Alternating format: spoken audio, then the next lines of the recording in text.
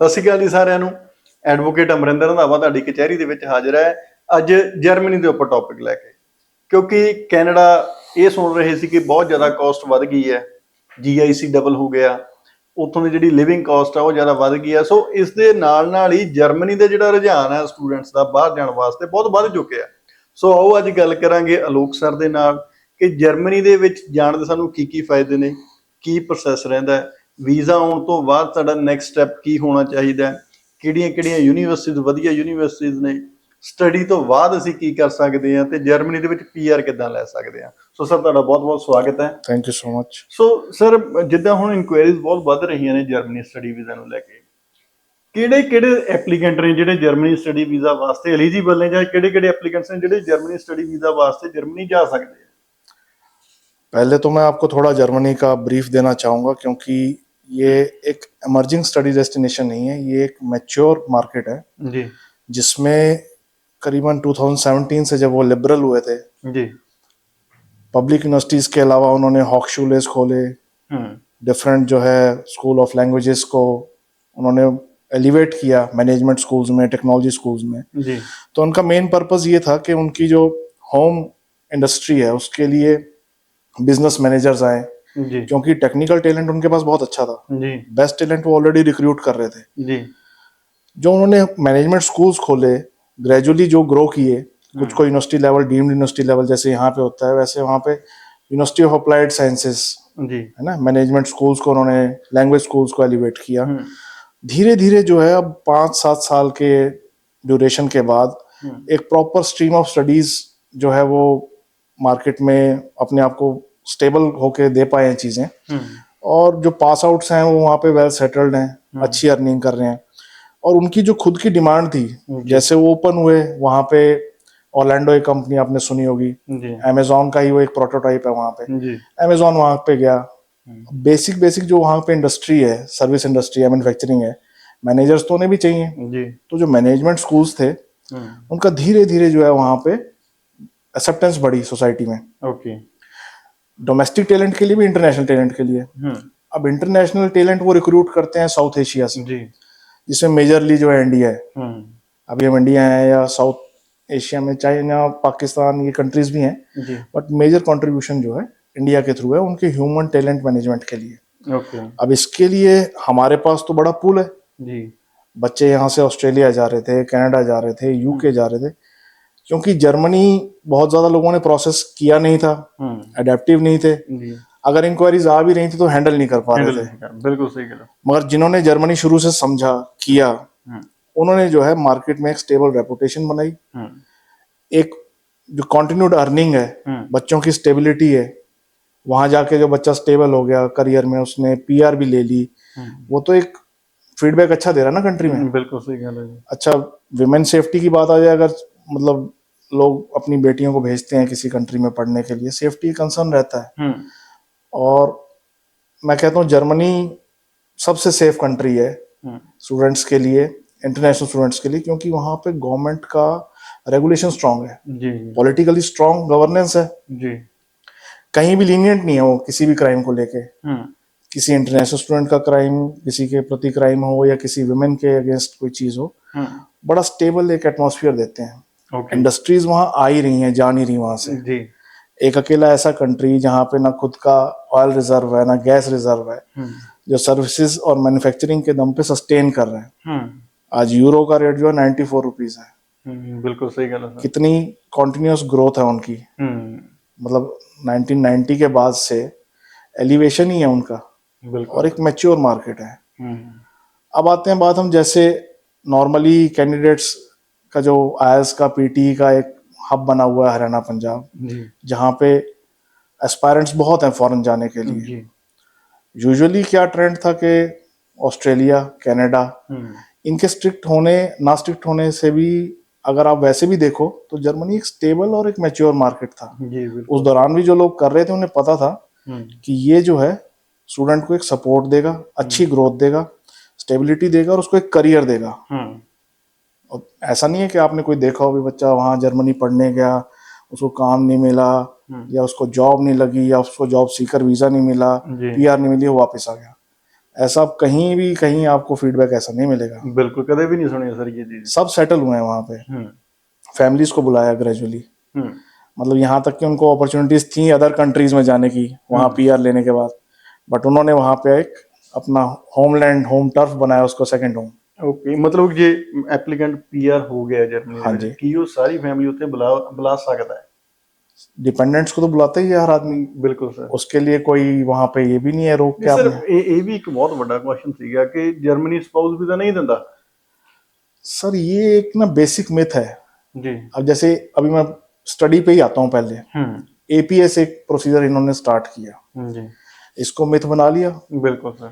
Inquiry आपके पास कोई आई, study visa aspirant है, एपीएस में 3 महीने लग जाएंगे, एपीएस में 4 महीने लग जाएंगे, ऐसी कोई कहानी बना के बोल देना, डिमोटिवेट हो गया बच्चा। वो कहता चलो फिर, अब सबको जल्दी भी होती है, भाई मैं अभी +2 पास आउट हो गया हूँ, टाइमली मेरा एकेडमिक ईयर ना खराब हो, कंटिन्यूटी में स्टडीज रहें और मैं मूव आउट कर जाऊं। इस दौरान अगर आप एपीएस लेवल पे डिमोटिवेट कर दोगे, जबकि एपीएस एक बेसिक एकेडमिक इवैल्यूएशन प्रोसीजर है, आपने फॉर्म भरा, डॉक्यूमेंट्स पोस्ट किए, फीस भरी ऑनलाइन, आपके जो है 2 जगह ईमेल जानी है, अगर आपने डिजी लॉकर के यूजर नेम पासवर्ड शेयर कर दिए 2 हफ्ते में आपके पास एपीएस है। ओके। मतलब हमारे कोई भी कैंडिडेट्स जो रिसेंट पास्ट में, हम 2 साल से, नवंबर 2022 में एपीएस के लिए उन्होंने कह दिया था, अभी जो है स्ट्रिक्टली उन्होंने, भाई एपीएस के बिना अपॉइंटमेंट ही नहीं है, एप्लीकेशन नहीं सबमिट होगी। अब भी जो है कभी 1 महीने से ऊपर नहीं लगा। Very rare scenarios. ਜਿਹੜਾ ਇਹ ਏਪੀਐਸ ਸਿਸਟਮ ਹੈ, ਜਿਵੇਂ ਆਪਾਂ ਸਿੰਪਲ ਵਰਡਸ ਦੇ ਵਿੱਚ ਇਹਨੂੰ ਕਹਿ ਦਈਏ कि ਇਹ डॉक्यूमेंट्स की वेरिफिकेशन होती है ਇਹਦੇ ਵਿੱਚ। ये एक एकेडमिक इवैल्यूएशन सिस्टम है जो पहले से था, चाइना के लिए तो काफी पहले से था। जी। जब उन्होंने इंडिया को इसमें लिया, इसलिए लिया कि एक एकेडमिक बैकग्राउंड है किसी की। अब जर्मनी में जो है पाथवेज भी हैं, बैचलर लेवल्स के भी, जैसे अदर कंट्री यूके के लिए नारिक है, हर कंट्री का एक मैकेनिज्म है। अब ये पहली बात तो एकेडमिक बैकग्राउंड वेरीफाई होती है जी, स्कोर्स का क्या सिस्टम है, क्या इसकी परसेंटेज बनती है, हम इसको कौन सा ग्रेड दें, लैंग्वेज प्रोफिशिएंसी का क्या लेवल है, कितने बैंड्स हैं, वो उस पर मेंशन होके आता है। ओके। ऑथेंटिक वेरिफिकेशन है कि भाई ये एकेडमिक बैकग्राउंड इसका वेरीफाई कर लिया है, इसके डॉक्यूमेंट्स जेन्युइन है। ओके। उसके टीचर्स के पास ईमेल जा सकता है, कॉल पे बात कर सकते हैं, उनका खुद का सिस्टम है। आपने डॉक्यूमेंट्स पोस्ट कर दिए, अपने एकेडमिक इंस्टीट्यूट्स की डिटेल दे दी, कॉन्टैक्ट डिटेल्स दे दी, अपना डिजी लॉकर दे दिया, अपने लेवल पे वेरीफाई कर लेते हैं। कोई प्रॉब्लम आती है आपको फोन करते हैं, आपको ईमेल करते हैं, आपको अपनी ग्राउंड जस्टिफाई करने का मौका देते हैं। फिर भी आप ये समझो कि एक हिंड्रेंस है, मैं कहता हूँ आपका प्रोसेस स्मूथ हो गया। जैसे ही एपीएस आता है, अपनी अपॉइंटमेंट को आप वेट लिस्ट करो, मीनवाइल एडमिशन प्रोसेस अपना स्टार्ट रखो, साथ के साथ आपकी फाइल सबमिट हो जाती है। ये तो फास्ट करने का तरीका है जी। ਸਰ ਹੁਣ ਇੱਕ ਹੋਰ ਵੀ ਕੁਐਸਚਨ ਆਉਂਦਾ ਸੀਗਾ, ਕਾਫੀ ਸਾਡੇ ਕੋਲ ਜਿਹੜੇ ਸਟੂਡੈਂਟ ਆਉਂਦੇ ਨੇ ਉਹ ਇਹ ਚੀਜ਼ ਕਹਿੰਦੇ ਜੀ ਪਹਿਲਾਂ ਆਫਰ ਲੈਟਰ ਚਾਹੀਦੀ ਆ, ਫਿਰ ਅਸੀਂ ਏਪੀਐਸ ਅਪਲਾਈ ਕਰਾਂਗੇ, ਫਿਰ ਉਸ ਤੋਂ ਬਾਅਦ ਉਹਨਾਂ ਨੂੰ ਸਮਝਾਉਣੇ ਵੀ ਆ ਵੀ ਤੁਸੀਂ ਨਾਲ ਦੀ ਨਾਲ ਆਪਣਾ ਏਪੀਐਸ ਅਪਲਾਈ ਕਰ ਲਓ, ਉਹ ਕਹਿੰਦੇ ਜੀ ਬਿਨਾਂ ਆਫਰ ਲੈਟਰ ਤੋਂ ਏਪੀਐਸ अप्लाई कितना हो सकता है?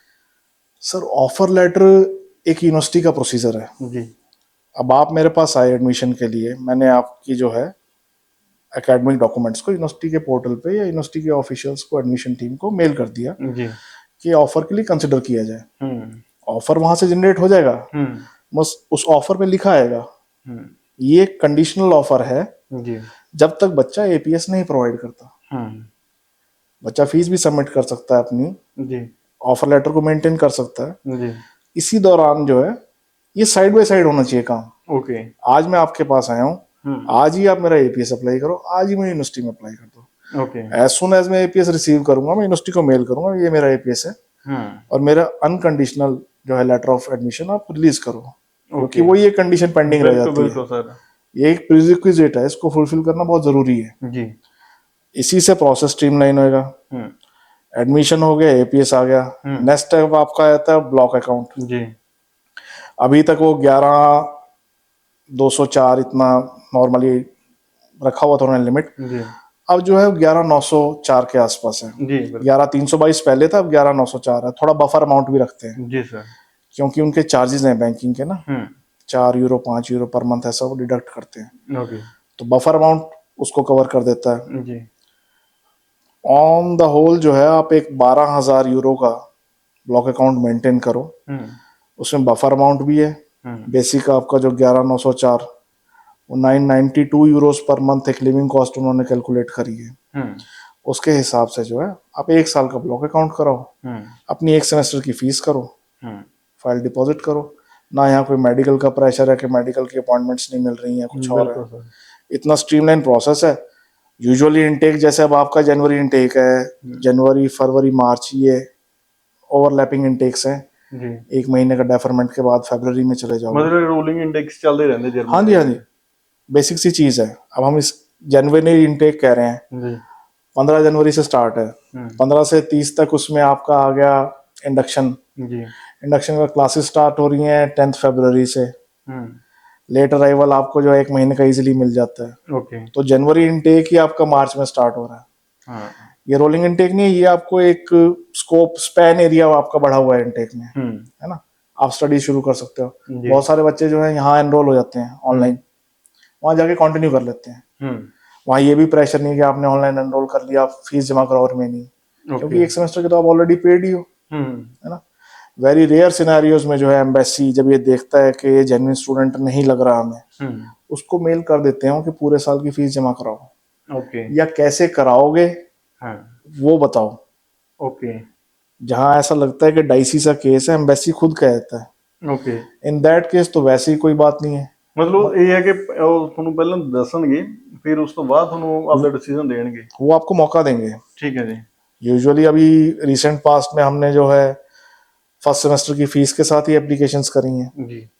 बट जो थोड़ा सा जस्टिफाई नहीं कर पाया, कोई एक बाय चांस कोई केस ऐसा है जिसमें एम्बेसी से मेल आ गई कि भाई तुम अपनी फाइनेंशियल कैपेबिलिटीज बताओ, अदर देन ब्लॉक अकाउंट तो लिविंग कॉस्ट है जी। फीस तुमने पूरी भरनी रखी है।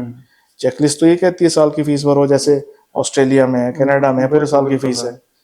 यहाँ ऐसा कंपल्शन नहीं है, but in some cases embassy mail कर देता है। इन दैट केस अगर तो बच्चा कहीं से अरेंज कर पाता है, चाहे बैंक लोन से आप जो प्रोवाइड करवा ही रहे हो जी, या फिर उसके पास खुद के फंड्स मगर पहले नहीं जमा कराए थे कि रिजल्ट की वेट कर रहा था जी। जब इस तरह की मेल आ जाती है तो एम्बेसी वीजा देना चाह रहा है, आप कंडीशन फुलफिल कर दो और अपना डिसीजन ले लो, या फिर आप कैपेबिलिटी बता दो, भाई मेरे को ऐसे ऐसे जो है लोन मिल गया बैंक से और जैसे ही मेरा वीजा ग्रांट होगा बैंक डिसबर्स कर देगा। इन रेयर सिनारियोज है कि सबसे नहीं पूरे साल की फीस मांग जी जी। 1 सेमेस्टर 1 ब्लॉक अकाउंट, आप समझो अगर 5500 से 6000 यूरो आपकी 1 सेमेस्टर की फीस है एट दी मैक्स, इसमें रजिस्ट्रेशन भी मिला रहा हूँ 600-700 यूरो का, और 12,000 का आपका जो है ब्लॉक है। करीबन करीबन ये आपका 16-16.5 के आसपास बजट में, बड़ा बजट फ्रेंडली है। अगर आप यूरो की फ्लक्चुएशन भी देख लो, आप 100 का ही लगा लो, चलो है ना, 12 और 6 18 ही टच होएगा मैक्सिमम, इसमें से 12 वापस आना। अभी 100 का रेट अगले 2 साल नहीं आने वाला जी जी, अभी ग्रोथ करी इसने 6 यूरो की, बिल्कुल 6 रुपीज के साथ। तो अब ग्रेजुअली जो है चीजें स्टेबल होने पे हैं, इतने रीजनेबल बजट में, जहां आपने फीस तो 6 लाख ही गई आपकी, बिल्कुल सही कहा, 12 ब्लॉक आपको वापस मिल रहा है, ऐसे कैसे, है ना, मंथली बेसिस पे मिलता है। जैसे कैंडिडेट लैंड करता है जी, एक बड़ा चंक तभी मिल जाता है, नेक्स्ट मंथ से जो है मंथली साइकिल स्टार्ट हो जाती है उसकी, और रीपेमेंट स्टार्ट कर देते हैं, और वो इतना यूज भी नहीं होता है। पहले 2 महीने तो चलो मैं कहता हूँ कि इमीडिएटली जाके बच्चा स्टेबल हुआ, रेंटल एकोमोडेशन देखी जी, कहीं काम ढूंढा, जो कि एक प्रॉब्लम नहीं है जर्मनी में। मतलब जिदा कैनेडा ਦੇ ਵਿੱਚ ਕਾਫੀ ਨਿਊਜ਼ ਇਹ ਹੁੰਦੀ ਨੇ, ਕੰਮ ਨਹੀਂ ਮਿਲ ਰਿਹਾ। काम वही है कि इन्फ्लक्स ज्यादा हुआ ना, बच्चा इतना गया, मार्केट में इतना काम नहीं था क्योंकि इतनी इंडस्ट्री नहीं आ रही। हाँ जी, जर्मनी में इंडस्ट्री बहुत आ रही है। हाँ, जर्मनी अकेला एक ऐसा कंट्री है जो एवरी क्वार्टर जहाँ पे 8,500 से 9,000 MSME रजिस्टर होती है। मतलब मोस्टली कंपनीज इन्हां दे ਜਿਹੜੇ वर्ल्ड वाइड फेमस ने। सर देखो मैं आपको एक बेसिक सी बात बताता हूँ, 10 बड़े शहर जो हैं जर्मनी के वो इंडस्ट्रियल शहर हैं जी। अभी हम बर्लिन की बात करते हैं ज्यादा जी, है ना, किसी ने हैम्बर्ग का नाम नहीं लिया। हैम्बर्ग एक बड़ा अच्छा डेस्टिनेशन है जी। सप्लाई चेन एंड लॉजिस्टिक्स किसी ने पढ़ना है और जॉब्स या करियर बनाना है, हैम्बर्ग जो है बेस्ट डेस्टिनेशन है वर्ल्ड में। ओके, उसके बाद हम आते हैं फ्रैंकफर्ट, ऑटोमोटिव का हब है जी, बिल्कुल।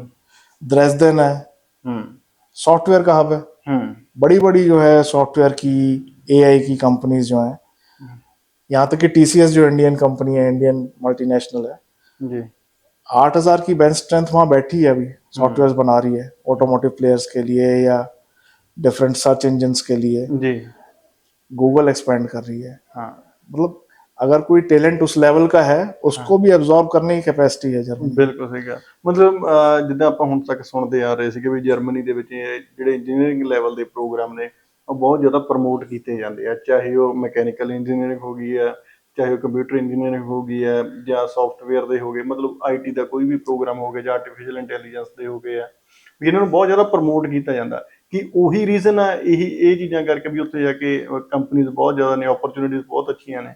सर अपॉर्चुनिटीज तो बिजनेस, साइंस एंड टेक्नोलॉजी में है। जैसे जैसे मार्केट एक्सपैंड होता है जी वैसे वैसे बढ़ती ही है। जी अब वहां पे इंडस्ट्री हब है, हाँ तो एब्जॉर्ब हो जाते हैं। बिल्कुल ये तो एक मेन स्ट्रीम लाइन है, सबको पता है। मैंने साइबर सिक्योरिटी पढ़ लिया, AI पढ़ लिया, डेटा एनालिटिक्स पढ़ लिया, जी AI बेस्ड बिजनेस एडमिनिस्ट्रेशन पढ़ लिया। ये तो नीड ऑफ द आवर है। जी इस तरह का अगर एकेडमिक टैलेंट है, वो प्रोफेशनली एब्जॉर्ब होगा ही होगा। और बहुत अच्छे पे पैकेजेस हैं वहाँ पे। जी वो भी डिस्पैरिटी नहीं है कि ये इंटरनेशनल बैकग्राउंड का है, यहाँ का नहीं है, तो कुछ पे पैकेज में डिफरेंस होगा। टैलेंट और ब्रेन को वैल्यू है। अदर फील्ड्स की बात करूंगा मैं, जिनकी कोई बात ही नहीं करता। जी फैशन की कोई बात नहीं करता, बहुत बड़ी इंडस्ट्री है ना। Fashion management, fashion technology, fashion design.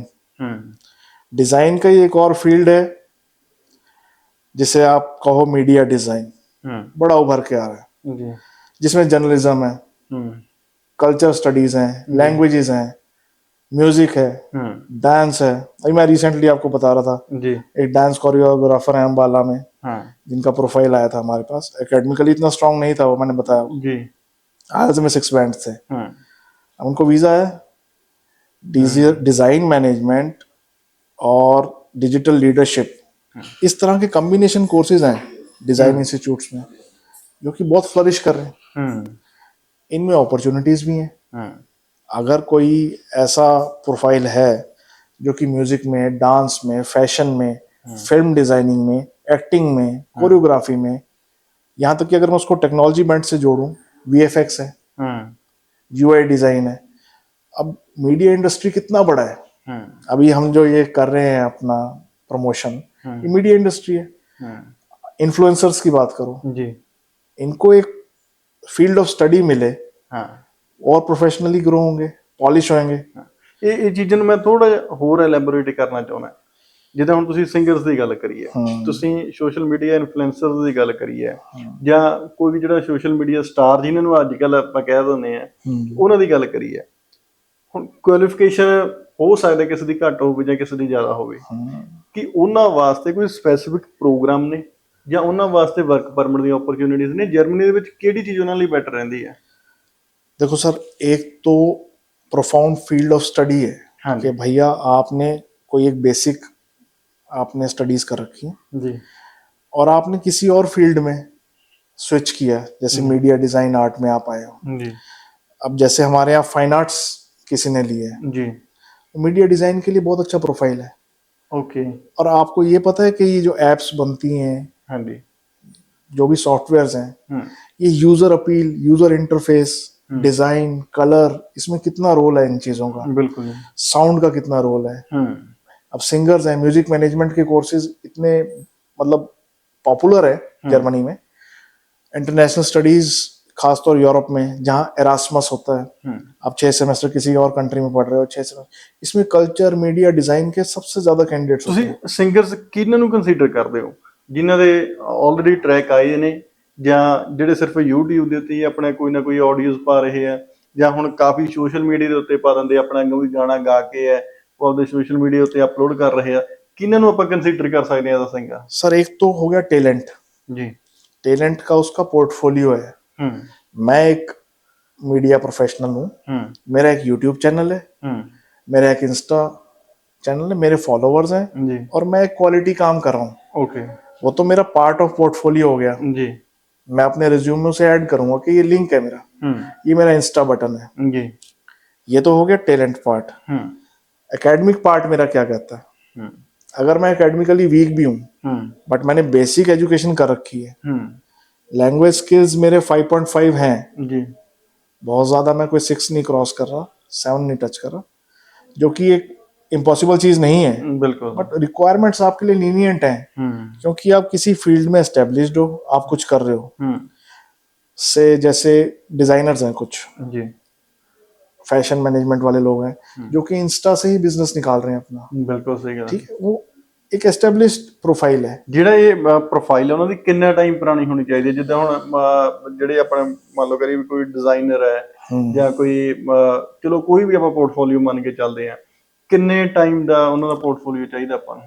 Sir देखो, जैसे हम एक टैलेंट को डिफाइन करते हैं, जी अब टैलेंट अपना एक स्पैन है पूरा। हो सकता है मैं +2 में हूँ तो मैंने भगत सिंह का स्केच बहुत अच्छा बनाया हो, जी है ना, ग्रेजुअली मैंने ग्रो किया, मैं स्केच आर्टिस्ट बना या मैंने स्कल्पचर बनाना सीखा, मैं बहुत प्रोफिशिएंट नहीं हूँ, मैंने किसी स्किल्ड स्कूल से नहीं सीखा, बट मेरे पास टैलेंट है। ओके अब मैं अगर एकेडमिक इवेल्युएटर हूँ या आपका पोर्टफोलियो मैं देख रहा हूँ, तो मैं अपने पैरामीटर से सीखूंगा कि इसमें टैलेंट है और इसको नर्चर किया जा सकता है। ओके तो उसके लिए एक स्पेशल एकेडमिक टीम है यूनिवर्सिटी में, हम प्रोफाइल भेजते हैं, पोर्टफोलियो भेजते हैं साथ में।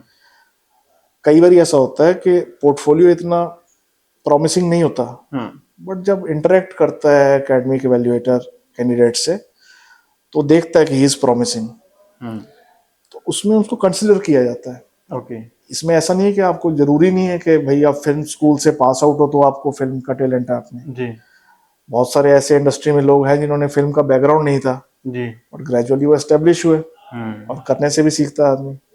ये सिचुएशन है। ਜਿਹੜੇ ਹੁਣ ਮਾਡਲਸ ਨੇ ਕੋਈ ਗਾਣਿਆਂ ਦੇ ਵਿੱਚ ਆ ਗਏ ਆ, ਕੋਈ ਸੋਸ਼ਲ ਮੀਡੀਆ ਉੱਤੇ ਆਪਣੀ ਮਾਡਲਿੰਗਸ ਦੀ ਵੀਡੀਓਜ਼ ਪਾਉਂਦੇ ਆ, ਕਿ ਉਹਨਾਂ ਵਾਸਤੇ ਵੀ ਕੋਈ ਸਪੈਸੀਫਿਕ ਪ੍ਰੋਗਰਾਮ ਹੈਗੇ ਜਰਮਨੀ ਦੇ ਵਿੱਚ?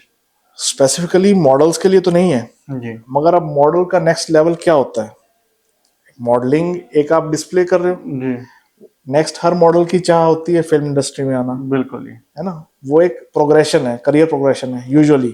जी तो उसके लिए फिल्म के कोर्सेज हैं, एक्टिंग के कोर्सेज हैं, फिल्म डिजाइनिंग के कोर्सेज हैं। एक्टिंग अपने आप में एक बड़ा इवॉल्विंग फील्ड है, जी कॉम्पिटिटिव तो है ही है, बट आप देखो कितने ओटीटी आ गए, हर फोन में 3-3 4-4 ओटीटी हैं, घर में आप अपना मीडिया डिवाइस ओपन करते हो, आपके पास 10 ओटीटी हैं। उन प्लेटफॉर्म्स पे जो कंटेंट आ रहा है, रियल टाइम कंटेंट, उसने तो इंडस्ट्री को कंपटीशन दे दिया। इंडिया तो बहुत बड़ा हब है इस चीज के लिए। बिल्कुल बिल्कुल। और यहाँ पे अगर इनको मतलब एक प्रोफिशिएंट लाइन नहीं मिल रही, कोई स्टडी का मैकेनिज्म नहीं मिल रहा, या कोई ट्रेनिंग का ऐसा प्रॉपर नहीं मिल रहा, तो उनके लिए बहुत अच्छा डेस्टिनेशन है जर्मनी। ओके और यूरोपियन मार्केट भी खुलती है आपके लिए। हाँ बिल्कुल सही गल है। और जो इस फील्ड के लोग होते हैं ना, वो यूजुअली लैंग्वेजेस में टैलेंटेड होते हैं, जल्दी लैंग्वेज सीखते हैं। अब यूरोप में तो आपको वैसे ही इतना बड़ा डेस्टिनेशन मिल जाता है जहाँ से 26, 28, 30 कंट्रीज आप विजिट करो, वहाँ काम करो, बहुत बड़ा मार्केट है। बिल्कुल सर। वहाँ के फिल्म फेस्टिवल्स उस क्वालिटी के हैं जो रॉ टैलेंट को पिक करते हैं। जैसे ओरिजिनल सिनेमा इंडिया में पिक कर रहा है जी, हरियाणा में, पंजाब में, राजस्थान में, यूपी में, वेस्टर्न यूपी में, उत्तराखंड में, हिमाचल में, वहां तो हर कंट्री का एक अपना बैकग्राउंड है, कल्चरल बैकग्राउंड है, एथनिक बैकग्राउंड है, जुड़ा भी हुआ है, और उसमें डाइवर्सिटी भी है। इस चीज को आर्ट एंड सिनेमा के लोग ही प्रॉपरली प्रोजेक्ट कर सकते हैं, और ये बहुत अच्छा फील्ड है, क्योंकि 10% लोग जर्मनी में हर साल मीडिया रिलेटेड कोर्सेज पढ़ते हैं, उसमें करियर बनाते हैं। सर जिमें हुण हैल्थ केयर प्रोफैशनल्स ने, जिद्दां नर्सिस आ गई, डॉक्टर्स आ गए, ਜਾਂ ਹੋਰ ਵੀ ਜਿਹੜੇ ਹਸਪੀਟਲ ਲੈਵਲ ਦੀਆਂ ਜੌਬਸ ਨੇ, ਜਿੱਦਾਂ ਲੈਬ ਟੈਕਨੀਸ਼ੀਅਨਸ ਹੋ ਗਏ, ਜਰਮਨ ਵਾਸਤੇ ਕੀ ਉਹਨਾਂ ਵਾਸਤੇ ਵੀ ਰਸਤੇ ਹੈਗੇ ਜਰਮਨੀ ਸਟੱਡੀ ਵੀਜ਼ਾ ਵਾਸਤੇ? जो हमारे बेसिक हेल्थ प्रोफेशनल्स हैं, नर्सिंग बैकग्राउंड के या एमबीबीएस जी, इन लोगों के लिए इमीडिएट वहाँ पे एंट्री इजी नहीं है। इनको किसी इंग्लिश टॉट प्रोग्राम में, इंटरनेशनल हेल्थ मैनेजमेंट के प्रोग्राम में, या फिर हेल्थ मैनेजमेंट या हॉस्पिटल एडमिनिस्ट्रेशन, इस फील्ड ऑफ स्टडी में स्विच करना पड़ेगा अपना करियर। अगर डायरेक्ट मेडिकल प्रैक्टिशनर बनना चाहते हैं ये, तो इनको सी लेवल जर्मन चाहिए, और उसके बाद एक बोर्ड है प्रॉपर जो आपका इंटरव्यू लेता है मेडिकल जर्मन का, उसके बाद आपको सर्टिफिकेशन है, फिर आपको प्रैक्टिस की परमिशन है। तो मतलब A1 level, A2 level, B1 level, B2 level and C level. हाँ, सी जो है मोस्ट एडवांस लेवल है। ओके उसमें भी medical German all together different है, ओके क्योंकि मेडिकल टर्म्स तो यहाँ इंग्लिश में भी अगर आपको बताने लगे जी तो 6 से 8 साल का प्रोजेक्ट है। हाँ तो यूजुअली इसमें आपको ऑप्शंस मिल जाते हैं, जैसे अब आपके पास कोई क्लिनिकल साइकोलॉजी बैकग्राउंड से आ गया जी या साइकोथेरेपी बैकग्राउंड से आ गया, उसको आगे मास्टर्स डिग्री है क्लिनिकल साइकोलॉजी में, हम्म वो एज ए साइकोलॉजिस्ट प्रैक्टिस करने के लिए किसी को असिस्ट कर सकता है ना। क्योंकि जर्मनी में 7-8 जो ऐसे जोन है जो प्योरली कॉस्मोपॉलिटन बन गए हैं। जी अब वहाँ पे ग्लोबल लैंग्वेज इंग्लिश है। हम्म यूजुअली एडवाइजेबल ये है कि आप किसी फॉरेन कंट्री में हो, वहाँ की लैंग्वेज, वहाँ का कल्चर सीखो, जी आपकी अडेप्टिवनेस, आपकी सर्वाइवेबिलिटी बढ़ेगी। हम्म जब आप अडेप्ट कर रहे हो, लैंग्वेज सीख रहे हो, तो एक करियर पाथ बनता है आपका। जी एज अ मेडिकल प्रोफेशन अगर आप स्टार्ट करना चाहते हो तो मैं नहीं एडवाइस करता। ओके उसके लिए मैं आपको एडवाइस करूँगा कि आप हेल्थ में, मेंटल हेल्थ पे काम कीजिए। जी उसमें आपको साइकोलॉजी में बहुत सारी अपॉर्चुनिटीज मिलेंगी। हम्म और मेंटल हेल्थ एक इमर्जिंग फील्ड है। हम्म पोस्ट कोविड जो है, मेंटल इलनेस का लेवल या मेंटल स्टेबिलिटी का लेवल जो है वो डिसरप्ट हुआ है। जी सबने एक टाइम देखा है और उसकी डिमांड है। हम्म आजकल की जैसे वर्क लाइफ है, बिजी लाइफ है, उसमें जो स्ट्रेस को लोग काउंटर करने के लिए थेरेपीज, काउंसलिंग एक कॉमन चीज हो गई है। हम्म उसकी अपॉर्चुनिटीज वहां भी हैं और यहाँ भी हैं। हम्म कोई पढ़ के वापस आना चाहता है तो भी उसको काम यहाँ पे है, एक रिस्पेक्टेबल प्रोफेशन है। वहीं रहना चाहता है तो भी उसको काम है वहाँ पे। और एक थेरेपी लाइन जो है अपने आप में आपको रोज सिखाती है। बिल्कुल सही कह रहे हैं क्लिनिकल साइकोलॉजी एक बहुत एडवांस स्टडी है। जी उसके बाद आप रिसर्च में जाना चाहते हो, पीएचडी करना चाहते हो, तो आपको जर्मन पब्लिक यूनिवर्सिटीज में रास्ता मिलेगा। वहाँ स्कॉलरशिप भी मिलती है आपको, कोई फीस नहीं चार्ज है। तो आप एडवांस करो, बट आपको एंट्री के लिए यहाँ से जाने के लिए एडवाइस किया जाएगा, चाहे बैचलर्स लेवल पे आ जाओ आप, जी +2 के बाद मेडिकल के बाद साइकोलॉजी पिक कर लो, स्पोर्ट्स साइकोलॉजी पिक कर लो। ਸੋ ਆ ਵੀ ਮੈਂ ਹਜੇ ਟੌਪਿਕ ਤੁਹਾਡੇ ਨਾਲ ਡਿਸਕਸ ਕਰਨਾ ਸੀਗਾ ਕਿ ਜਿਹੜੇ ਸਪੋਰਟਸਮੈਨ ਨੇ ਉਹਨਾਂ ਵਾਸਤੇ ਸਪੈਸੀਫਿਕ ਕੋਈ ਪ੍ਰੋਗਰਾਮ ਨਹੀਂ ਮਿਲ ਰਿਹਾ ਸੀਗਾ ਜਰਮਨੀ ਦੇ ਵਿੱਚ, ਕਿਉਂਕਿ ਕਾਫੀ ਕੰਸਲਟੈਂਟਸ ਦੀ ਵੀ ਸਾਨੂੰ ਕੁਐਰੀਜ਼ ਆਈਆਂ, ਸਟੂਡੈਂਟਸ ਦੀ ਆਏ ਰਹੇ ਸੀ ਕਾਫੀ, ਜਿਹੜੇ ਸਾਡੇ ਐਸੋਸੀਏਟਸ ਵੀ ਹੈਗੇ ਨਾ ਉਹ ਵੀ ਸਾਨੂੰ ਕਹਿ ਰਹੇ ਸੀ ਵੀ ਸਰ ਕੋਈ ਪਲੇਅਰਸ ਵਾਸਤੇ, ਕੋਈ ਸਪੋਰਟਸਮੈਨ ਵਾਸਤੇ ਸਾਨੂੰ ਕੋਈ ਪ੍ਰੋਗਰਾਮ ਗਾਈਡ ਕਰੋ ਕਿ ਜਰਮਨੀ ਦੇ ਵਿੱਚ ਆਪਾਂ ਬੈਸਟ ਪ੍ਰੋਗਰਾਮ ਕਿਹੜਾ ਦੇ ਸਕਦੇ ਉਹਨਾਂ ਨੂੰ। अगर स्पोर्ट्स में किसी को करियर बनाना है तो जर्मनी जैसा डेस्टिनेशन नहीं है। Seriously sir? क्योंकि 90,000 से ज्यादा स्पोर्ट्स क्लब है जो रजिस्टर्ड है। ओके। फुटबॉल लविंग नेशन है। आपको किसी भी क्लोज प्रॉक्सिमिटी में, स्कूल के पास या किसी कॉलेज के पास या यूनिवर्सिटी के पास, आप 2 से 3 किलोमीटर कहीं ट्रैवल करोगे आपको एक फुटबॉल स्टेडियम मिलेगा, well maintained. Okay. General population भी खेलती है। तो जो स्पोर्ट्स हैं जैसे फुटबॉल, बास्केटबॉल, इनका बहुत बड़ा मार्केट है जी। अब इसमें या तो आप प्लेयर हो जी, तो प्लेयर का नेक्स्ट लेवल क्या है, आप कोचिंग में आते हो, स्पोर्ट्स मैनेजमेंट में आते हो। स्पोर्ट्स में क्या स्टार्ट होता है आपका, टीम मैनेजमेंट है, स्पोर्ट्स का मीडिया मैनेजमेंट है, स्पोर्ट्स एज ए बिजनेस क्या अपॉर्चुनिटीज हैं, क्योंकि एंटरटेनमेंट इंडस्ट्री का पार्ट है जी। स्पोर्ट्स के इवेंट्स ऑर्गेनाइज होते हैं ग्लोबली।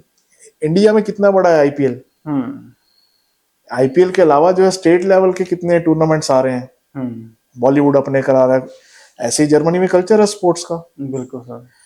वहां तो क्लब लेवल का स्पोर्ट्स यहाँ के प्रोफेशनल क्लब से बहुत आगे है। फुटबॉल तो वैसे ही जो है यूरो का अपने आप में एक बहुत बड़ा इवेंट है जी। और मिलियंस एंड मिलियंस डॉलर्स की जो है इनकी बजट होते हैं एक छोटे से स्पोर्ट्स फेस्टिवल के। स्पोर्ट्स में डिग्रीज हैं इनके पास, ओके, बैचलर्स लेवल पे भी, मास्टर्स लेवल पे भी। उसमें भी आप प्रोफिशिएंसी दे सकते हो, ओके, कि मैंने बास्केटबॉल में करनी है या फुटबॉल में करनी है, या फिर जनरल मैनेजमेंट आपने पढ़ना है, sports management, sports and event management. आप म्यूजिक इवेंट्स का भी कर सकते हो जी। तो ये अगर किसी ने एज अ करियर, भाई मैंने 10 साल स्पोर्ट्स खेला है जी, अब मेरी बॉडी तो वो यंग नहीं है मगर मेरा स्पोर्ट्स का ब्रेन है, मैं स्पोर्ट्स लवर हूँ और स्पोर्ट्स में ही करियर बनाना चाहता हूँ, तो मोर देन वेलकम है कि स्पोर्ट्स मैनेजमेंट की डिग्री करे। हम्म उसकी अपॉर्चुनिटीज हमेशा, अभी देख लो, अभी ओलंपिक्स हुआ, पैरा ओलंपिक्स हुआ, हम्म एक एक बंदे के साथ कितना सपोर्ट स्टाफ होता है, हम्म एक एक गेम कितनी बड़ी एक मार्केट अपने साथ कैरी करता हम्म है ना, एक पूरा हब है हम्म और सब जुड़े हुए हैं एक दूसरे से। हम्म ओलंपिक्स हुए, पैरा ओलंपिक्स हुए, हम्म अदर स्पोर्ट्स हैं, तो ये तो नेवर एंडिंग फिनोमिना है।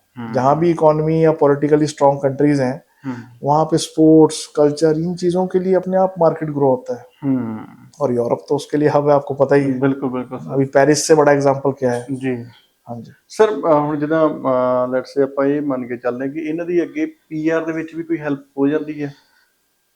सर, अब उसके लिए मैं आता हूँ बैचलर्स लेवल पे आता हूँ। पहले मैं हम्म बैचलर्स लेवल पे आपको एंट्री मिल रही है हम्म 7 सेमेस्टर्स की। हम्म 7 सेमेस्टर्स का मतलब हो गया 42 मंथ्स, जी 6 महीने का एक सेमेस्टर। उसके बाद आपका जॉब सीकर वीजा है, जो आपको 18 महीने के लिए मिलता है पोस्ट ओके स्टडी।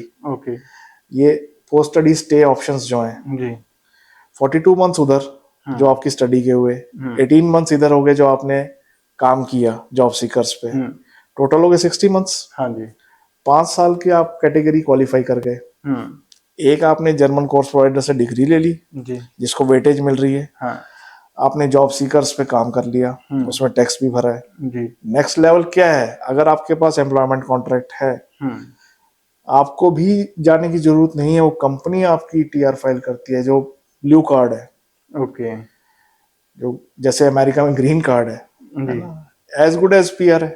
हम्म आपके पास वर्किंग राइट्स हैं, हम्म आपको सिटीजनशिप ऑल टुगेदर एक डिफरेंट लेवल है। जब आप पासपोर्ट के लिए जा रहे हो तो हम्म थोड़ी बहुत कंडीशन उसमें ऐड होती है हर कंट्री जी में। जी बिल्कुल कनाडा में भी एग्जाम होता है, जर्मनी में भी है, ऑस्ट्रेलिया में ओथ टेकिंग सेरेमनीज हैं, थोड़ा जी लैंग्वेज का आपका लेवल टेस्ट करते हैं वो। जी तो बट आपके पास अगर ब्लू कार्ड है, हम्म एज गुड एज पीआर है, और विद इन 5 ईयर्स है आपके पास। हम्म अब हम आते हैं मास्टर्स लेवल पे। हम्म मास्टर्स लेवल यूजुअली 18 मंथ्स की हैं। हम्म किसी ने स्पाउस को बुलाना है तो वो 2 ईयर्स की ले लेते हैं, जो कि 24 मंथ्स है, क्योंकि उसमें टाइम मिल जाता है स्पाउस को बुलाने के लिए। जी जाते ही एकदम बुलाना आसान नहीं है, जी फॉर्मेलिटीज आपको कंप्लीट करनी पड़ती है। हम्म इसके बाद आपको 18 महीने का मिल गया वीजा। हम्म वही जर्मन स्टडी के आपके 2 साल कैलकुलेट हो गए, जी जॉब सीकर के हो गए। हम्म चेकलिस्ट जैसे जैसे कंप्लीट होते हैं, एम्प्लॉयमेंट कॉन्ट्रैक्ट आते ही हम्म साथ के साथ आप ब्लू कार्ड अप्लाई करते हो। हम्म और वो कॉन्ट्रैक्ट कितने टाइम का है वो डिपेंड करता है आपको कार्ड कितने टाइम का मिला। बिल्कुल अगर सही 5 साल का एम्प्लॉयमेंट कॉन्ट्रैक्ट आपके पास है, तो ऐसा नहीं है कि आप 2-2 साल करके रिन्यू करवाओगे उसको, यूजुअली ऐसा नहीं है। जी बट अब as an officer, visa officer, या मैं एलियंस अथॉरिटी डिपार्टमेंट में बैठा हूँ, हम्म तो मैं प्रोफाइल को देखता हूँ। हम्म अब आपको मेरिट्स पता चलती हैं इसमें, जी एकेडमिकली ठीक रहा, हम्म टैक्सेशन ठीक रहा, अभी एक प्रोसेस को फॉलो कर रहा है, जी बिल्कुल तो मैं अननेसेसरी रिजिड नहीं होऊंगा आपके साथ। हम्म आपका पेपर वर्क दिखता है तो बहुत इजी प्रोसेस है, कोई ऐसा नहीं कि जो हवा बना रखा था कि ये तो 7 साल बाद वापस आएंगे, 5 साल बाद आएंगे। हम्म अब बता दो आप कौन आ रहा है वापस।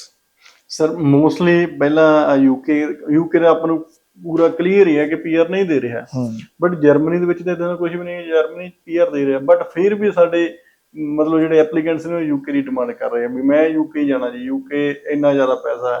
ਚਲੋ ਮੈਂ ਇਹ ਨਹੀਂ ਕਹਿੰਦਾ ਮੈਂ ਕਿਸੇ ਕੰਟਰੀ ਨੂੰ ਡੀਫੇਮ ਕਰ ਰਿਹਾ, ਜਾਂ ਜੋ ਸਾਡੇ ਕੋਲ ਇੱਥੇ ਕਲਾਇੰਟਸ ਆ ਰਹੇ ਆ ਅਸੀਂ ਉਹਨਾਂ ਨੂੰ ਮਨਾ ਨਹੀਂ ਕਰ ਸਕਦੇ, ਕਿਉਂਕਿ ਦੇਖੋ ਸਾਡੀ ਵੀ ਦੁਕਾਨਦਾਰੀ ਰਹਿ ਜਾਂਦੀ ਹੈ, ਸਾਡਾ ਵੀ ਬਿਜ਼ਨਸ ਰਹਿ ਜਾਂਦਾ। ਬਟ ਜੇ ਹੁਣ ਅਸੀਂ ਐਕਚੁਅਲ ਦੇ ਵਿੱਚ ਉਹਨਾਂ ਨੂੰ ਸਮਝਾਉਣ ਦੀ ਟਰਾਈ ਕਰਦੇ ਹਾਂ, ਉਹ ਇਹ ਚੀਜ਼ ਸਮਝਣ ਵਾਸਤੇ ਤਿਆਰ ਨਹੀਂ ਰਹਿੰਦੇ ਹੈਗੇ ਕਿ ਜਰਮਨੀ बेटर है या यूके बेटर है। देखो, अपने अपने मेरिट डिमेरिट है सर जी कुछ लोग जो है एक चीज को देखते हैं कि भैया ये एक हिंड्रेंस है, जी कुछ उसी को अपॉर्चुनिटी देखते हैं।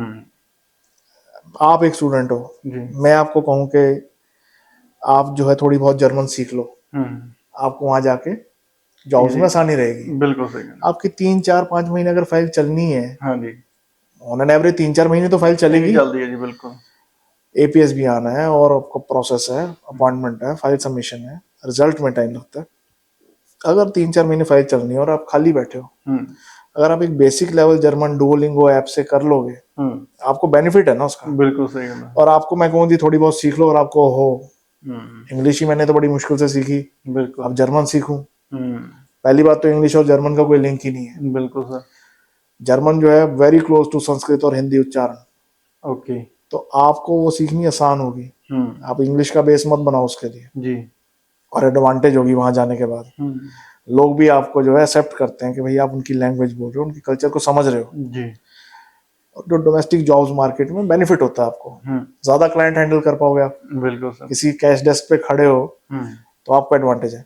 यहाँ ही आप यूके देखो, मैं भी किसी चीज को डेमोनाइज नहीं करना चाहता, पर एक कंट्री पहले ही कह रहा है कि आप पीआर के हिसाब से मत आओ, पढ़ने के हिसाब से आओ, थोड़ा बहुत आप काम करो, जी। सीखो, वापस जाओ अपनी कंट्री। ठीक है, यूके एक अच्छा डेस्टिनेशन है, बट जो लिविंग कॉस्ट है वो हमेशा एक प्रेशर रहती है यहाँ पे। और जो अर्निंग का एक प्रेशर रहता है आप पे अपनी लिविंग कॉस्ट की और ट्यूशन फीस निकालने के लिए, ऐसा सिमिलर प्रेशर जर्मनी में नहीं है। अगर आप फाइनेंशियली साउंड हो, मैनेज कर सकते हो, वहाँ संभालने वाला है, अकोमोडेशन है, सपोर्ट है, सर्कल है इमीडिएट, तो यूके अच्छा डेस्टिनेशन है।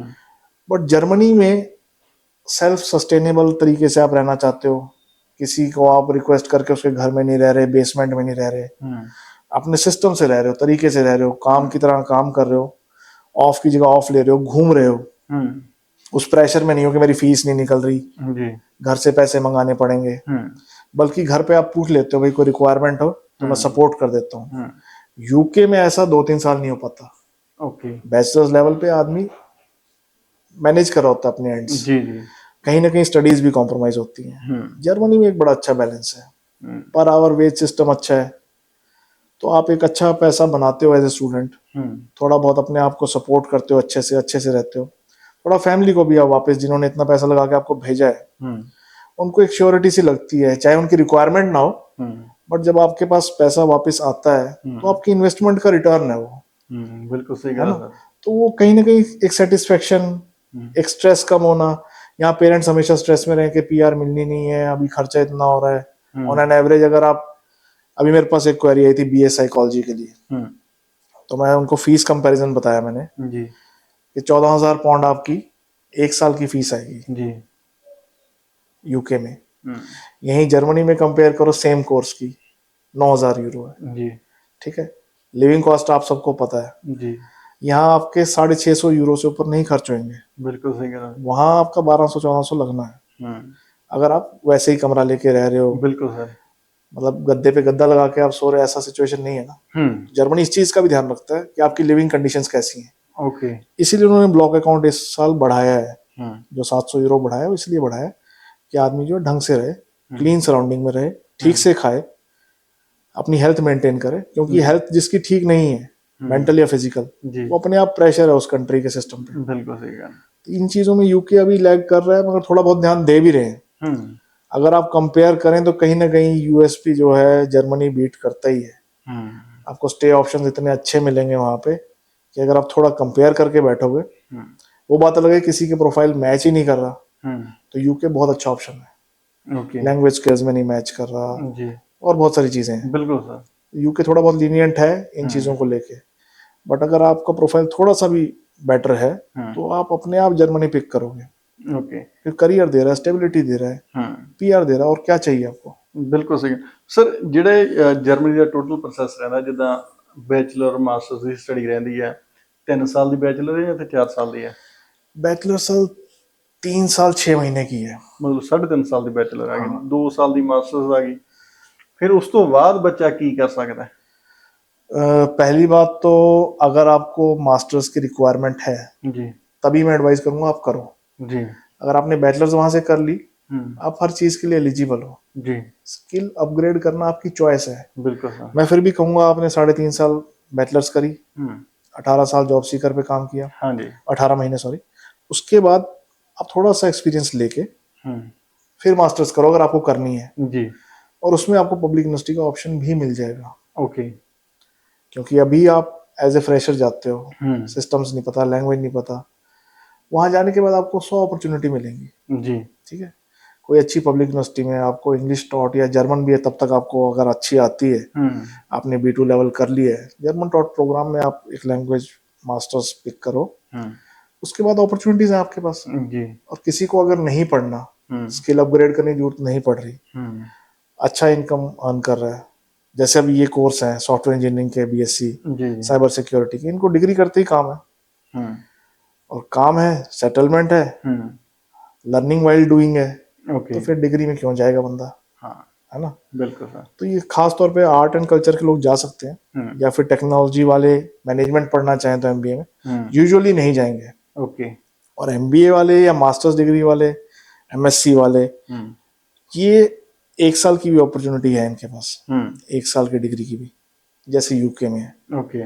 मगर थोड़ा सा एक्सटेंडेड पार्ट जो है आपका वीजा टाइम बढ़ाता है हम्म। एट ए मिनिमल कॉस्ट।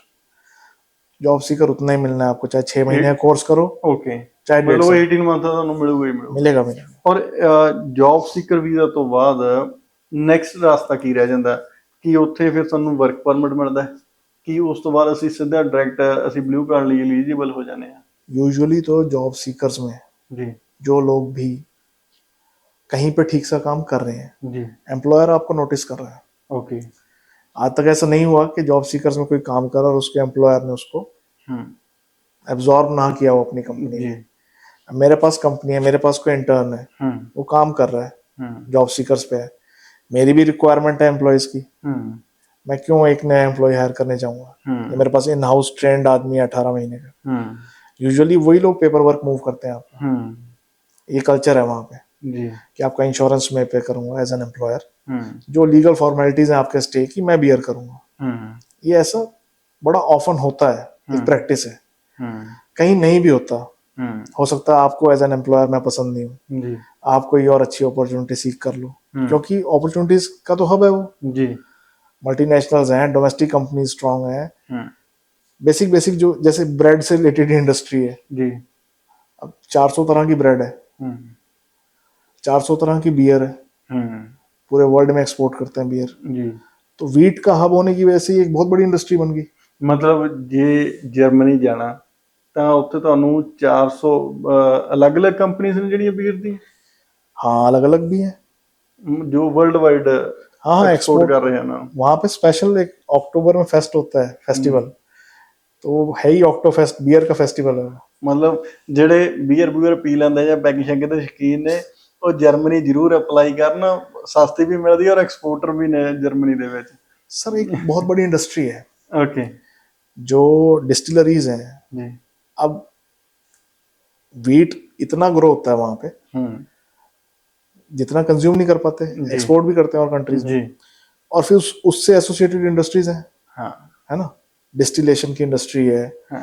या फिर मैन्यूवर बनता है वहाँ पे, जो ब्लैक खाद बड़ा पॉपुलर है, जो इंपोर्ट करते हैं इंडियंस, हाँ जी। ये ऐसे ही मिक्स करके बनाया उन्होंने। ओके। एल्गी पे वो काम कर रहे हैं, जी बायोलॉजिकल साइंस में रिसर्च उनकी टॉप पे है। बिल्कुल जी। तो क्वालिटी प्रोडक्ट्स जो बना रहे हैं वो एक्सपोर्ट होंगे ही होंगे, वर्ल्ड ओवर डिमांड रहेगी उनकी। ओके। जो ये आपका अक्टूबर फेस्ट है, अक्टूबर के टाइम जी। इंटरनेशनल टूरिस्ट इतना आता है उधर वहाँ पे, हाँ। सिर्फ इस बियर फेस्टिवल के लिए, ओके। उस कल्चर को देखने के लिए हम्म कि वो कैसे उन्होंने जो है, अनाज सड़ के खराब होता ही था, इतनी तो कोई स्टोरेज की कैपेसिटी इंडिया में भी नहीं थी, जी। उन्होंने उससे एक इंडस्ट्री क्रिएट करी। ਓਕੇ। ਫਿਰ ਇਹ ਤਾਂ ਇੱਥੇ ਇੱਕ ਚੀਜ਼ ਹੋਰ ਵੀ ਹੈ ਕਿ ਜਿਹੜੇ ਫਾਰਮਿੰਗ ਬੈਕਗ੍ਰਾਉਂਡ ਨੇ हाँ ਜਾਂ ਮਤਲਬ ਇਹ ਹੈ ਕਿ ਫਾਰਮਰਸ ਦੀ ਲਾਈਫ ਵੀ ਬਹੁਤ ਵਧੀਆ ਜਰਮਨੀ ਦੇ ਵਿੱਚ। फार्मर्स वहाँ पे सेल्फ सस्टेनेबल है, हाँ। किसी को ऐसे चौक पे सड़क पे बैठना नहीं पड़ता, ओके। रास्ता रोकना नहीं पड़ता, धरना नहीं देना पड़ता, यहाँ 2-2 साल जैसे बैठा है कोई आदमी, जी। वहाँ ऐसा कुछ नहीं है। ओके। थोड़ा बहुत कभी हमें फ्रांस में फिर भी सुनने को मिल जाता है, जी। बट जर्मनी की ऐसी कोई न्यूज़ नहीं है। ਇੱਕ ਸਰ ਹੋਰ ਸਵਾਲ ਸੀਗਾ ਕਿ ਜਿਵੇਂ 18 ਮੰਥ ਦਾ ਜੌਬ ਸੀਕਰ ਵੀਜ਼ਾ ਮਿਲਦਾ, ਕੱਲੇ ਜਰਮਨੀ ਦੇ ਵਿੱਚ ਹੀ ਉਹਨਾਂ ਨੂੰ ਜੌਬ ਫਾਈਂਡ ਆਊਟ ਕਰ ਸਕਦੇ ਆ ਉਹ, ਜਾਂ ਫਿਰ ਉਹ ਕਿਤੇ ਵੀ ਪੂਰੇ ਸ਼ੈਨਗਨ ਦੇ ਵਿੱਚ ਜੌਬ ਉਹਦੇ ਵਿੱਚ ਲੱਭ ਸਕਦੇ ਆ? सर वीज़ा कंप्लायंस तो आपको यही कहता है कि कंपनी जो है वो जर्मन हो। हाँ जी। अब मैंने एक जर्मन कंपनी हम्म आपको पोस्टिंग दे दी मेरे दूसरे ऑफिस में कि भाई 6 महीने आपने यहाँ काम किया, जी मेरा एक ऑफिस जो है पोलैंड में है, जी। आप जाके संभालो। तो जो कॉन्ट्रैक्ट है आपका वो यही चल रहा है, ओके। जर्मनी से ही चल रहा है, जो Okay. बाइंडेड कॉन्ट्रैक्ट है। ਮਿਨੀਮਮ ਵੇਜ ਰੇਟ ਕਿੰਨਾ ਹੈ ਜਰਮਨ ਦੇ ਵਿੱਚ? डिपेंड्स आप किस तरह की इंडस्ट्री में हो। यूजुअली हमारी बेल्ट के जो बच्चे हैं, हरियाणा, पंजाब, हिमाचल से, उत्तराखंड से, ये यूजुअली डिलीवरीज में जाते हैं या फिर फास्ट फूड चेन्स में जाते हैं। जी।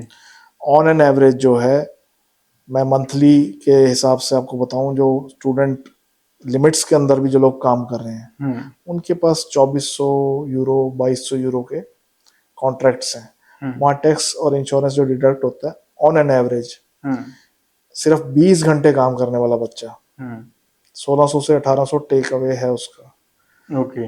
जो मिनिमम 20 है। जब आपको एक ओपन टाइम मिलता है, जब आपकी हॉलीडेज हैं, तो फुल वर्किंग राइट्स होते हैं उस टाइम आपके पास। ओके। यही जो अमाउंट वो डबल ट्रिपल हो जाता है। सेमेस्टर कितने ने एक साल ਦੇ ਵਿੱਚ? 6 सेमेस्टर्स। ओके। 6 सेमेस्टर्स की बैचलर्स है जी। यूजुअली। जो है 4 महीने बाद आपका सेमेस्टर एंड होने लग जाता है, एग्जाम्स वगैरह। एक महीना आपको हर बार फ्री मिलता है, गैप है जो एक सेमेस्टर से दूसरे के बीच में, उसे आप हॉलीडेज कह लो या गैप कह लो। और क्लासेस जो है वो आपकी 2 डेज 3 डेज वीक है। यूजुअली आपके पास फ्री टाइम बहुत होता है। ओके। ऐसा नहीं है हम एडवाइस करते कि आप भाई स्टडीज को कॉम्प्रोमाइज करके काम करो, मगर अगर आपको एक्स्ट्रा टाइम मिल रहा है तो उसके लिए आपको और ऑप्शंस मिल जाते हैं। अगर बाइंडेड आप लॉ के हिसाब से भी as an international student 20 hours पर वीक काम कर रहे हो तो आप एक अच्छा अमाउंट बना रहे हो। 600-700 आपका खर्च होना है, 1000 फिर भी आपकी सेविंग में जाना है। थोड़ा सा डिफरेंस ये आता है कि हार्ड जॉब्स में थोड़े जो मेल स्टूडेंट्स हैं वो ज़्यादा अचीव कर लेते हैं जी। या फिर जिनके पास ड्राइविंग लाइसेंस है जी।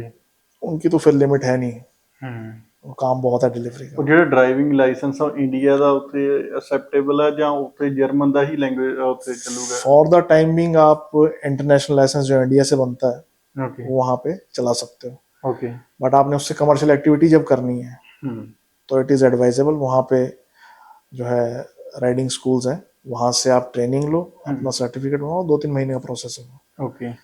और एक जेन्युइन वहीं का ड्राइविंग लाइसेंस आप लो, उस पर कमर्शियल एक्टिविटी भी आप करते हैं, फिर वो बाइंड होता है। ਓਕੇ। ਇੱਕ ਸਰ ਮੇਰੇ ਕੁਐਸਚਨ ਹੋਰ ਦਿਮਾਗ ਦੇ ਵਿੱਚ ਆਇਆ ਸੀ, ਜਿੱਦਾਂ ਹੁਣ ਮੇਨਲੀ ਗਰਲਸ ਨੇ ਜਿਹੜੀਆਂ ਉਹ ਰੀਲਸ ਪਾਉਂਦੀਆਂ ਨੇ, ਮੋਸਟਲੀ ਹੁਣ ਆਪਾਂ ਦੇਖਦੇ ਹਾਂ ਕਿ ਸੋਸ਼ਲ ਮੀਡੀਆ ਇਨਫਲੂਐਂਸਰ ਬਣ ਗਏ ਆ, ਜਿਹੜੀਆਂ ਉਹ ਕੁੜੀਆਂ ਰੀਲਸ ਪਾ ਰਹੀਆਂ ਨੇ ਉਹਦੇ ਵਿੱਚ, ਕਿ ਉਹ ਵੀ ਤੁਸੀਂ ਜਿਹੜੀ ਫਿਲਮ ਇੰਡਸਟਰੀ ਵਿੱਚ ਉਹਨਾਂ ਨੂੰ ਕੰਸੀਡਰ ਕਰ ਸਕਦੇ ਆ? रील्स में डिपेंड करता है सर, आप कंटेंट क्या क्रिएट कर रहे हो, उस कंटेंट से क्या इम्पैक्ट क्रिएट हो रहा है। एक कोई फॉर द फन से थोड़ा सा कुछ वैसे ही, और एक कोई प्रोफेशनल तरीके से, दोनों चीजों में डिफरेंस है ना। जस्ट लाइक दैट मैंने पोस्ट कर दिया या मेरी फन एक्टिविटी है। अब एक इम्पैक्ट वाला चीज है जिसमें आपका सही में टैलेंट नर्चर होकर दिखता है जी, वो तो पोर्टफोलियो हो जाएगा। ਜਿੱਦਾਂ ਹੁਣ ਰੀਲਸ ਦੇ ਵਿੱਚ ਆਲਮੋਸਟ ਕੁੜੀਆਂ ਡਾਂਸ ਹੀ ਕਰਦੀਆਂ ਨੇ ਜਾਂ ਕੋਈ ਐਕਟਿੰਗ ਕਰਦੀਆਂ ਨੇ, ਕੀ ਫਿਰ ਉਹਨਾਂ ਨੂੰ ਤੁਸੀਂ ਕੰਸੀਡਰ ਕਰੋਗੇ ਉਹਨਾਂ ਦੇ ਪੋਰਟਫੋਲੀਓ ਦੇ ਵਿੱਚ? सर ये असेसमेंट ना एकेडमिक टीम का पार्ट है। ओके। वो कुछ कुछ पैरामीटर्स पे जज करते हैं आपको।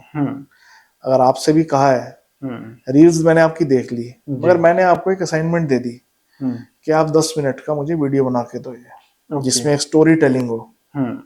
अब ये टास्क आप कैसे कर पाते हो, आपकी थिंकिंग कैपेबिलिटी, आपको behind the camera skill, in front of camera आपका स्किल लेवल क्या है, एमेच्योर हो आप पता है, बट आपके आर्टिस्टिक स्किल्स किस बेंट के हैं, उस टास्क से उभर के आ जाएंगे। एक तो हो गया आपका शौक है, रील्स सभी डाल रहे हैं जी, और आप उसको कैसे पॉलिश करके एक असाइनमेंट एक टास्क कंप्लीट कर रहे हो, उसको प्रोफेसर्स देखते हैं। एक हफ्ते का प्रोसेस है।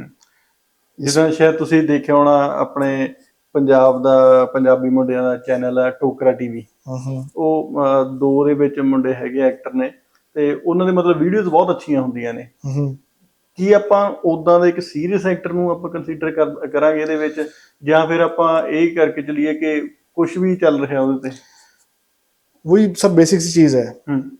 अब मेरे को तो पोर्टफोलियो चाहिए जी, है ना। अब उस पोर्टफोलियो में आपने जो किया वो किया है जी, मैं आपको एक अपनी तरफ से टास्क दे दूंगा जी, ताकि मैं असेस कर पाऊं ऑन डिफरेंट पैरामीटर्स।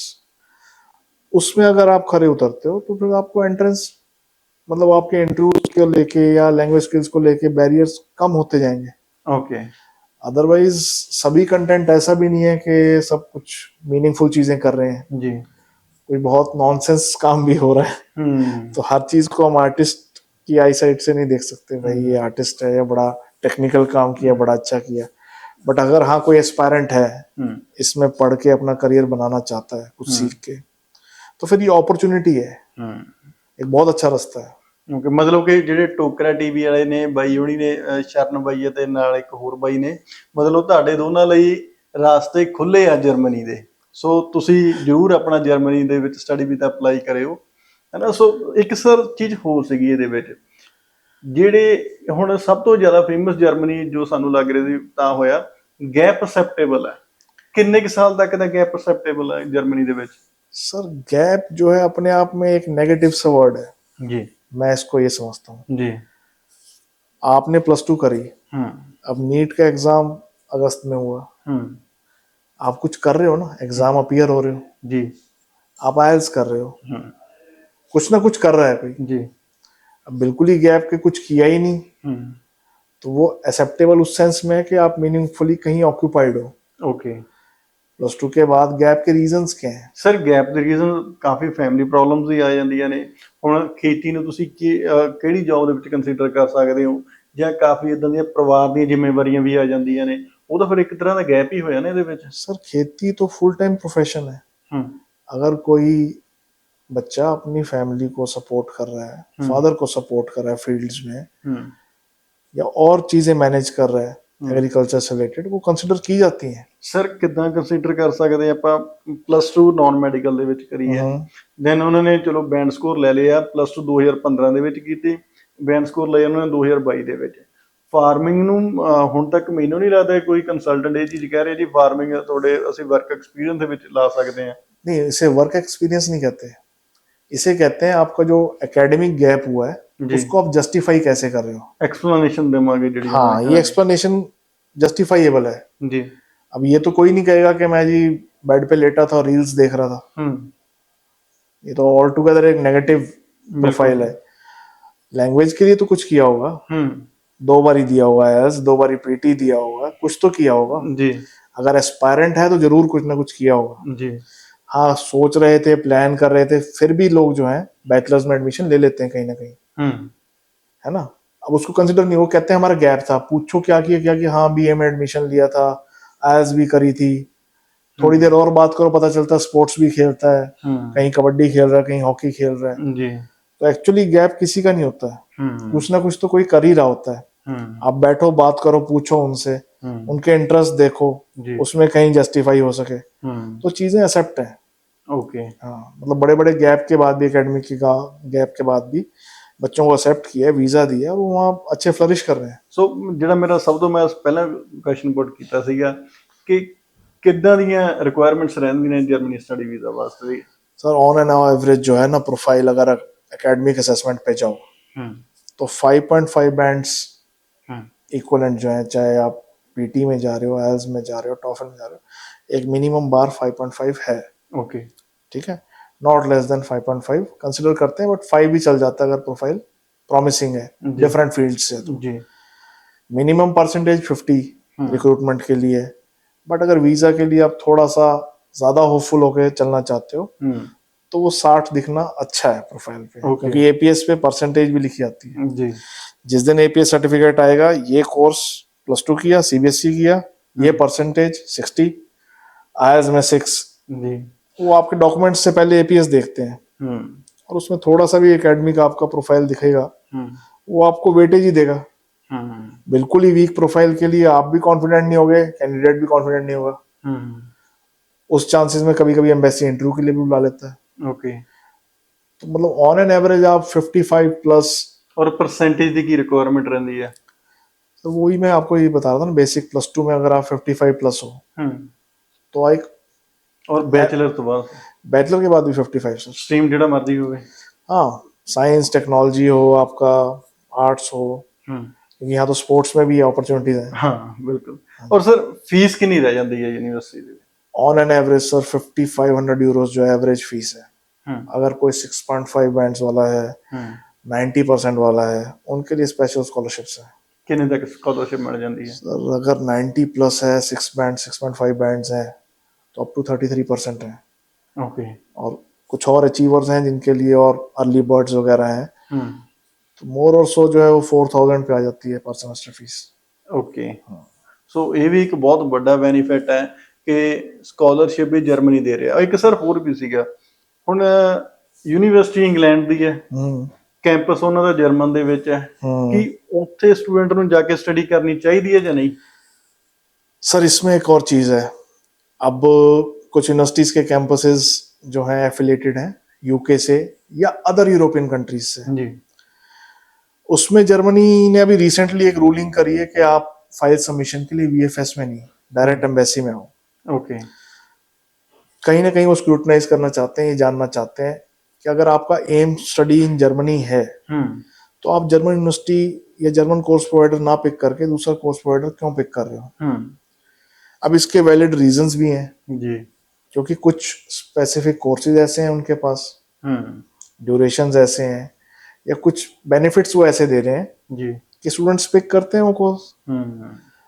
कुछ यूनिवर्सिटीज में प्रोजेक्ट मैनेजमेंट का कोर्स है हाँ जी, जो यूजुअली दूसरी यूनिवर्सिटीज में नहीं है उस लेवल का, या एक साल, क्योंकि ਮਤਲਬ ਇੱਕ ਸਟਰੋਂਗ ਤੁਹਾਡੇ ਕੋਲ ਐਕਸਪਲੇਨੇਸ਼ਨ ਚਾਹੀਦੀ ਹੈ ਵੀ ਉੱਥੇ ਕਿਉਂ, ਰੀਜ਼ਨ ਚਾਹੀਦਾ ਹੈ ਬਿਲਕੁਲ ਸਰ, ਕਿ ਤੁਸੀਂ ਉੱਥੇ ਉਹ ਯੂਨੀਵਰਸਿਟੀ ਵਿੱਚ ਕਿਉਂ ਅਪਲਾਈ ਕਰ ਰਹੇ ਹੋ। बिल्कुल सर, बिल्कुल ਫਿਰ ਉਹਦੇ ਵਿੱਚ ਵੀਜ਼ਾ ਸਕਸੈਸ ਰੇਟ ਦੇ ਵਿੱਚ ਕੋਈ ਫਰਕ ਤਾਂ ਨਹੀਂ ਪੈਂਦਾ? सर। अगर तो प्रोफाइल अच्छा है जी और वो सस्टेन कर रहा है, बता पा रहा है कि भैया मैं इन कारणों से जो है पिक कर रहा हूँ, जी, तो फिर कोई आपको बॉदरेशन नहीं है कि आपने नॉन जर्मन क्यों पिक किया। मतलब बहुत सारे इंटरनेशनल कोर्स प्रोवाइडर्स हैं, अब इंडिया में आ रहे हैं, इंडिया आईआईटी का कैंपस बाहर खोल रहा है, साउथहैम्पटन का कैंपस इंडिया में खोल रहा है, तो कोर्स प्रोवाइडर तो डिफरेंट हो गया, डिफरेंट नेशनैलिटी से हो गए, बट स्टिल बैकग्राउंड क्या है, एसोसिएशन कैसा है। जी बहुत सारी यूनिवर्सिटीज ऐसी हैं जर्मनी में जो कि अदर यूरोपियन कंट्रीज के प्रोग्राम्स पढ़ा रहे हैं, है ना। अब ब्लेंडेड लर्निंग है, कोई कोर्स कहीं से कंडक्ट हो रहा है, कोई कहीं से हो रहा है। यूरोप का तो कल्चर ही ऐसा था, ब्लेंडेड, बिल्कुल नहीं, है ना। तो ये कोई बॉदरेशन वाली बात नहीं है, बट हाँ एडवाइजेबल ये है कि आप जर्मनी में पढ़ने जा रहे हो, जर्मन कोर्स प्रोवाइडर पिक करो। गिज्मा यूनिवर्सिटी है, अम्बा सर्टिफाइड है, इतनी रनाउंड यूनिवर्सिटी है, टॉप 400 में इसकी एमबीए आती है। तो आर्डन जर्मनी यूनिवर्सिटी है, जब आर्डन है तो यूके बेस्ड, जी बट इसका कैंपस बर्लिन में बहुत पुराना है और अच्छा कर रही है आर्डन। ओके, मतलब सभी यूनिवर्सिटीज अच्छा कर रही हैं, मगर जो टॉप में अभी यहाँ पे जिन्होंने अभी रिसेंटली भी अपने नए कोर्सेज भी लॉन्च किए हैं बिजनेस एंड आईटी में, और मतलब जो ग्लोबल एमबीए कोर्स है उसके लिए गिज्मा, यूनिवर्सिटी ऑफ यूरोप, इनको कंसिडर करना बेटर है। गिज्मा यूनिवर्सिटी तो ऑल टुगेदर एक पूरा इनोवेशन हब बना दिया उन्होंने पोत्सडाम में। बर्लिन से कुछ 40-50 किलोमीटर की अप्रोक्सीमेटी पे पोत्सडाम, तो वहां पे उन्होंने एक इनोवेशन हब बनाया है। वहां पे रिसर्च है, टेक्नोलॉजी कोर्सेज हैं, सॉफ्टवेयर इंजीनियरिंग है, सारा एआई बेस्ड मॉड्यूल है। ओके।